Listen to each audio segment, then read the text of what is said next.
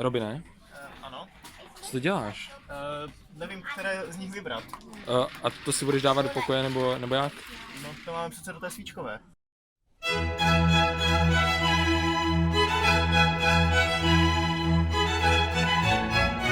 Přátelé, krásný dobrý den vám přeju. Vítám vás u našeho třetího dílu. Dneska budeme vařit svíčkou a Robin už klasicky chlastá. Já ochutnávám, jestli máme kvalitní suroviny, Filipe. To je totiž moc důležité. Dobře, takže Robin bude ochutnávat a my jdeme na to. Svíčková, řekli jste si o to, jdeme na to.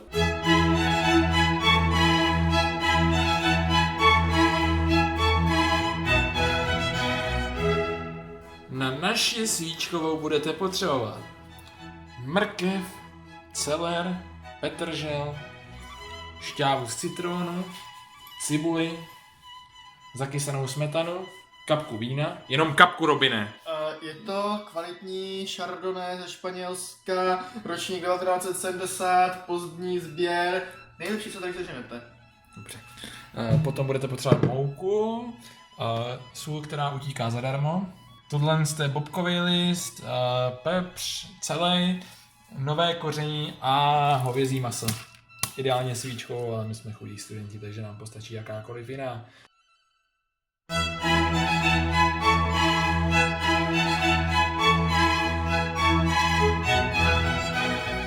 No a rovnou uděláme ještě návod na knedlík, takže k tomu budete potřebovat nějaký bílý chléb nebo housku nebo něco. Potom prášek do pečení, tady tam jsou vajíčka 2 a mlíko. Robine, já myslím, že můžeme jít na to. Samozřejmě. Nachystáme si podložku krájecí, nůž zeleninový a jdeme na to. Výborně.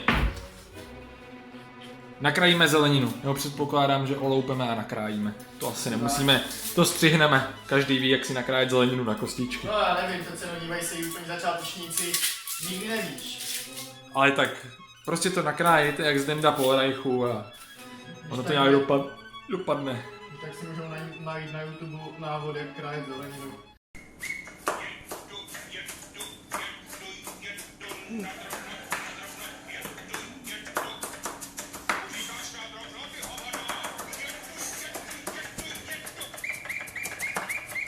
Přesně tak, případně na to uděláme bonusové video, kdyby o to byl velký zájem.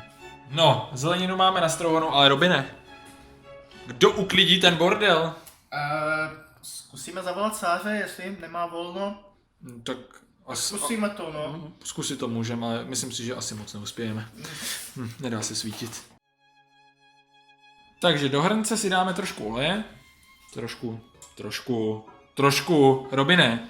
Co je? Olej není zadarmo. Já jsem ho neplatil, to je spolubydlící, takže... V pořádku, takže přidáme co nejvíce oleje. Tak, legálně ukradený.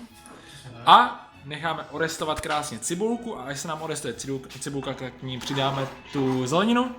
Ne, nejdřív maso. Takže prvně maso a poté přidáme zeleninu a o tom vás budeme informovat. Maso, tak uvidíme, jak to dál. No, nemělo se to dávat na lehce rozpálený ten olej? Ne, pohodě, ať to nasákne pořádně. Dobře, tak jo. Takže to necháme hezky orestovat.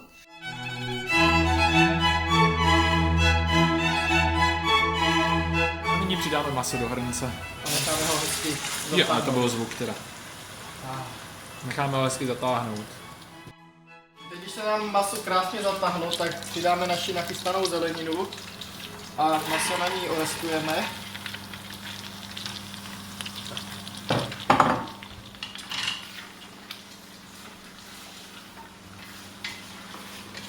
Ale to je nádhera teda ovšem, to je on.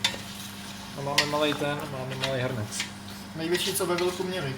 Teď co s tím budeme dělat teďkon? Takže teďka si to maso orestujeme na té zelenince, ať to hezky dostane chuť té zeleniny.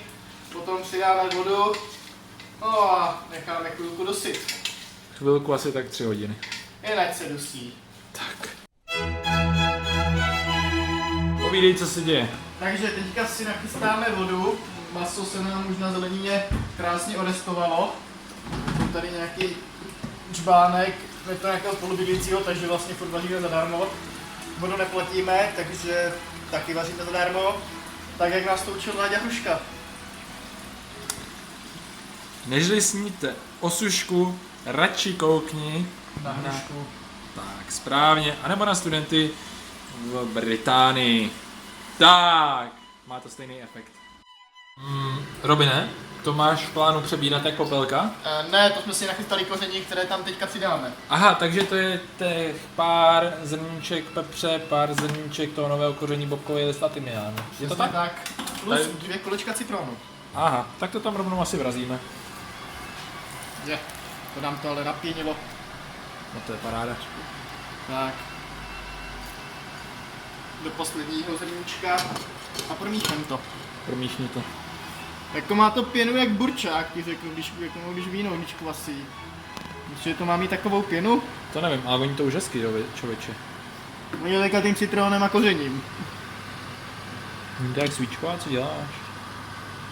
Slabíme trošku, ať se to dusí v klidu. Tak, no už budeme jenom čekat, až se to hezky uvaří. Tak 2-3 hodinky. Tak. Takže hlásíme se vám po 2 hodinách, vy jste to měli jako krátký střih, no a teď lovíme 2 naše citrónky. A pak uděláme co, Robine? Potom to přepasírujeme. Ty chceš jako pasírovat? No jako já, že bych to jako tak jako promačkal, zkusí to. A radši střih. Robine, ještě by naše diváky zajímalo, do čeho to budeme pasírovat, když máme jenom jeden velký hrnec. To je dobrá otázka, zkusíme si pomoct. Čáry, máry, fuk. Do misky. Skvělý nápad. Co se ti stalo ještě předtím, než jsme začali pasírovat? Nejen, že jsme lovili citron omáčky, teď z ní lovíme i vidličku. Takže do omáčky přidejte vidličku a za Ne, stálého ne. míchání přepasírujeme. Prosím vás, au. Hodíme i naši odpadový whisky. Ach jo, no a budeme teda pasírovat.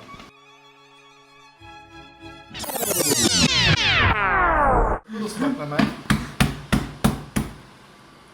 To pasírování nám nějak moc dlouho nevydrží. Hlavně jsem se ptal ve Vilku, nemám koupit ten ruční šlahač? Ne, to vypadá, že jsme jako budget friendly, ty vole. Teď jak bys se hodil, viď? Jak půjdeme skočíme k sáře. Ona má? Určitě.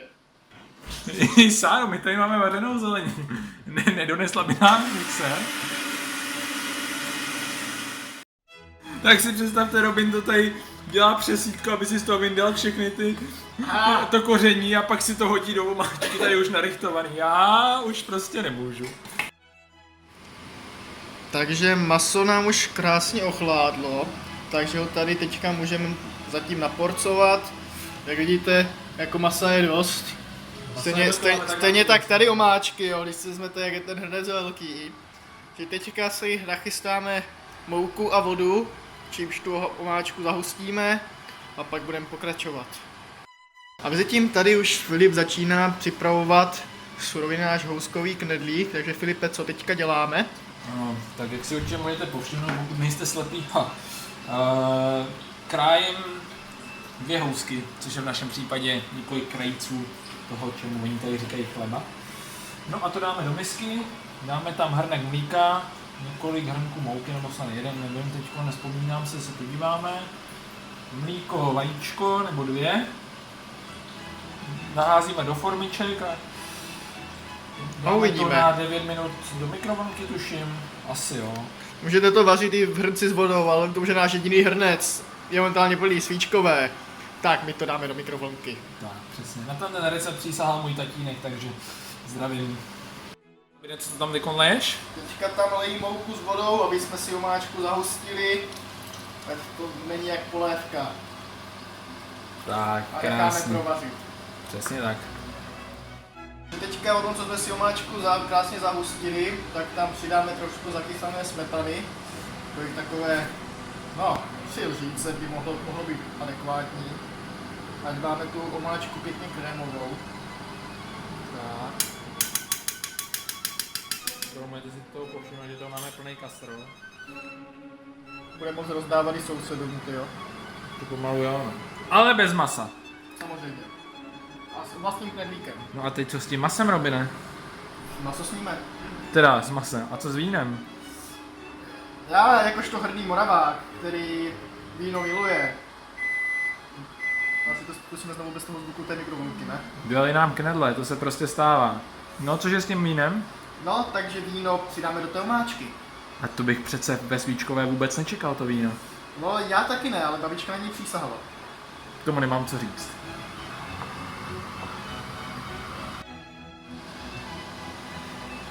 Jiříku, nepřeli. Tak. Moraváci to víno taky cpou do všeho. No všeho ne, nejste do prakáků. Tak Robine, jdeme na to. Svíčková se nám krásně povedla. Je teda výborná. Lepší jsem ještě nejedl, jako fakt. Takovou svíčkovou jsem ještě nikdy nejedl. Já taky ne. No ale... Oje. No to, ale to oko úplně jásá, plesá. Co jsi tam dal tak málo? Tak musí to vypadat esteticky, že jo? Dobře. Tak si přidáme. Tak my se s vámi teda loučíme, přejeme vám dobrou chuť a se někdy na viděnou. Pojď. Ty vole. Tak ukáž, ochutnej to. Ty vole, to se nedáš rád. Co si budeme dělat, ty vole? Ty vole, jsme v prdeli. Jako když je večer a nemáme prostě jako... Hele, takhle, ty lidi viděli jako že hezkou omáčku, To je takže pravda, prostě jako jim nemusíme to Když říkat, se že nedozvědí, to teď počkej, já teda nachystám kameru, jo? A asi to natočíme. jo, takže ahoj lidi, takže omáčka se nám povedla, ochutnali jsme ji právě s Filipem, je výborná. Takovou omáčku jsme ještě v životě nejedli. Ne, to ne, je jako fakt výborná. Jako normálně lepší jak babičky, zase to víno udělalo svoje. Přesně tak. Takže Takže vám děkujeme, mějte se krásně. ahoj. Ahoj, ahoj. Dobrý Ty vole, to jsme dobře podělali. Ty vole, doufám, že nám to ale uvěří. A nevím, máte takovou barvu, ty vole, nebarvu. Hele, ale barvu to má dobrou. A tak si bychom tam přidali trošku celeru ještě. Tak chceš na teďka s tím něco dělat? No tak já bych normálně uvařil trošku celeru, nakrájel ho a rozmixoval ho tam. Fakt věř mi, udělá to lepší chuť. Ale uvidíme, no. Tak to zkusíme.